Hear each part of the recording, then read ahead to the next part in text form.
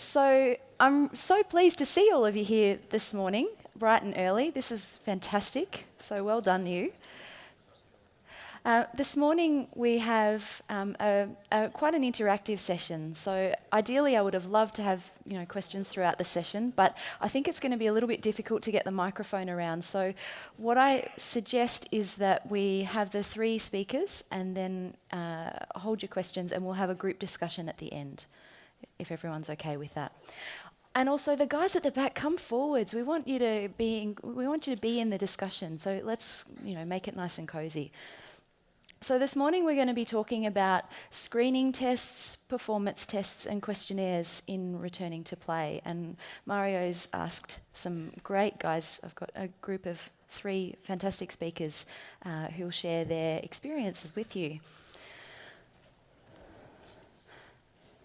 Oh, sorry. Let me just go back and make the... So, briefly, we'll just talk. I'm going to share with you very briefly, why is outcome measurement important in return to play? Why do we care about this? Why are we all here? And why would you use return to play outcome measures? Then each of the three speakers will talk about what are the common measures that they use, what is the evidence for some of these measures, and share with you what they think that these measures can add to your clinical practice. So you've seen this model before, and no doubt Ian will, I suspect, talk about it later on this morning. And really, when we're talking about return to play outcome measures, we're talking about the first step in the model. So this is the medical factors, and we're really looking at the impairments and the things that influence the athletes returning to play. This is what we're measuring. So why do we care about this? Why would we use... Sorry, no, that's right. So why would we use these return to play measures? Well, we want to make safe return to play decisions, don't we? We want these athletes to be going back to play with as low risk as possible of a new injury or further complications. So these are some things that might help us to make these decisions. And the athletes, they also they want to know that they can perform at their best when they return to play. They don't want to just be standing out there on the field. So I think some of these measures can help us to really optimise performance. And we heard great talk from Robin yesterday about performance and return to performance. So I want to just share very briefly with you two psychological outcome measures that I think may be useful for assessing mental readiness to return to play. And one of them you've already heard about yesterday. And you might remember this slide from yesterday. So what we found was that with our psychological readiness to return to play measure, the athletes who scored at least 56 points had a much, much greater chance of returning to play. So this was the ACL-RSI, as I talked about yesterday, and as we heard, 12 questions, it scored out of 100.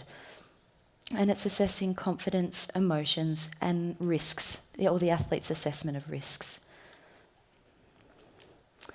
And as I just alluded to, it's a really good predictor of returning to play after an ACL reconstruction.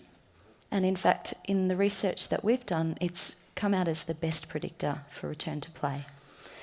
Interestingly, it's used for ACL reconstruction, but the questions are actually quite non-specific. So it just talks about the knee, and you could quite easily substitute knee for shoulder or ankle. And that's something that we're working on in Melbourne, looking at whether, with some athletes who have had shoulder reconstructions, whether this scale is useful.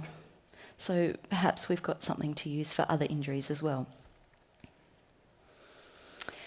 And I talked about the iPhone app yesterday, so I think that makes it a lot more accessible for the clinic. And I think what we've found is that using it as early as you can in rehabilitation is really helpful, because if we have an idea of these athletes' psychological responses early in rehab, then we have more chance to do something about it if we think that it's going to be potentially a barrier to returning to play. So just to remind you, that was the app that I talked about yesterday. And you've seen this from yesterday, the types of questions, so I won't cover that again. The other scale that I'd like to just briefly mention is the Injury Psychological Readiness to Return to Sport scale. The sports psychologists have got very catchy titles for their scales.